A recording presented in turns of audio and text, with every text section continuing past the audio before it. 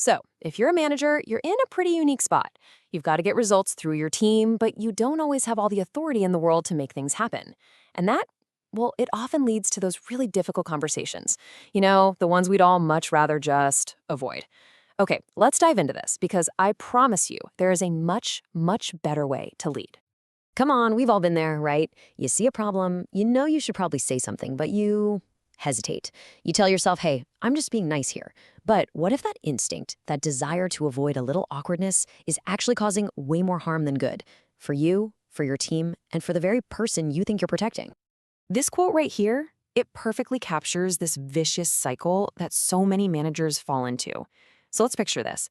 You've got an employee, we'll call him Bob. He's a great guy, everyone likes him, but his work, it just isn't hitting the mark. Instead of addressing it directly, you give him some vague praise and hope it gets better.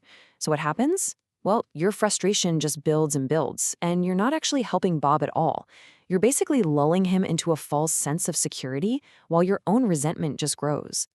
And look, the fallout from that silence is huge. It's not just about you and Bob. Your top performers, they see what's happening, and believe me, they get frustrated. Pretty soon deadlines start getting missed, team morale takes a nosedive, and worst of all, the team's trust in you starts to erode. And the saddest part, Bob never gets the feedback he desperately needs to actually improve. Okay, so if avoiding the problem is so damaging, what's the alternative? And no, the answer is not to just become a total jerk. It's a framework called Radical Candor, and it's built on one really powerful core principle.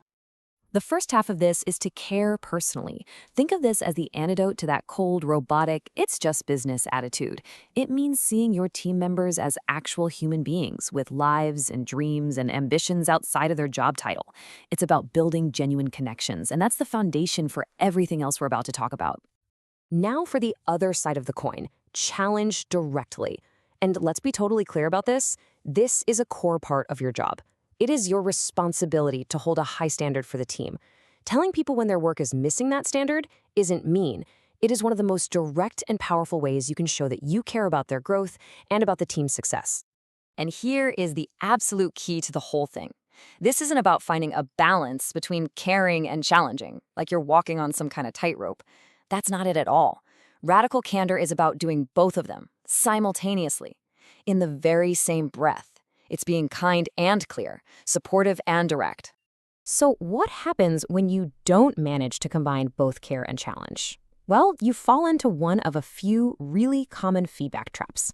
To make this super simple to understand, let's use a little analogy. We'll call it the spinach in your teeth test. Okay, so if you care a lot but you don't challenge, you're practicing what's called ruinous empathy. You see the spinach in their teeth, but you say nothing because you want to avoid that brief, awkward moment. Of course, they find out later, feel embarrassed, and wonder why you didn't just tell them. On the flip side, if you challenge but you don't show that you care, that's obnoxious aggression. This is when you shout across the room, "Hey, you got spinach in your teeth!" Yeah, the problem gets fixed, but you've just humiliated them and damaged your relationship. Then there's the worst quadrant of all, manipulative insincerity.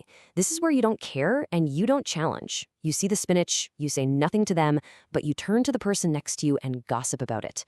Trust is completely destroyed. The goal, where we all want to be, is radical candor. You just quietly pull them aside and say, "Hey, just a heads up, you've got a little something in your teeth." The problem gets solved, embarrassment's kept to a minimum, and here's the amazing part. Trust is actually built. Okay, so the theory makes perfect sense, right? But how do you actually do this in the real world? What do you say? Let's get into the practical side of things, a real toolkit you can start using today. A great way to remember this is the phrase, be hip when giving feedback. First, be humble. You're sharing your perspective, not some objective, capital T truth. Next, be helpful. Your entire intention should be to help them succeed. Then, be immediate. Guidance has a really short half-life, so give it as soon as you can. Also, deliver it in person, or at least in private. Criticize in private, praise in public. And finally, don't personalize. You are talking about a specific behavior, not about them as a person. Now here's a superpower tool to make your feedback crystal clear and way less confrontational, the SBI model. It stands for Situation, Behavior, Impact. So instead of dropping a vague, unhelpful comment like, "You need to be more engaged," which, what does that even mean? You get super specific. You name the situation. In this morning's team meeting, you describe the specific behavior. I noticed you were on your phone, and then you explained the impact, which made it seem like you weren't listening. See how that completely changes the game? It's not an attack, it's a concrete, actionable observation. So as we wrap this up, I really want to reframe this entire idea for you. Giving direct, helpful feedback isn't about looking for a fight or being confrontational. It's about fulfilling the most fundamental part of your role as a manager.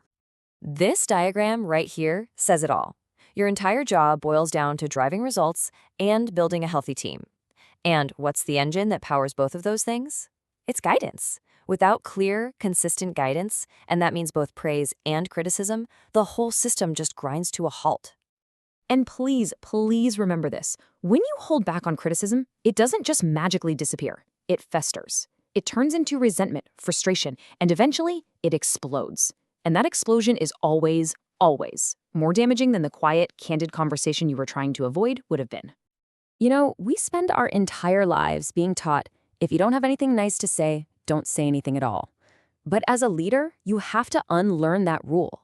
As Kim Scott puts it here, it is now your job. In fact, it is your moral obligation to say what needs to be said. So I'm going to leave you with this one question. Think about your team right now. What's the one conversation you know you need to have, but you've been putting off? Because having that conversation with care and with directness might just be the most important thing you do as a leader all week.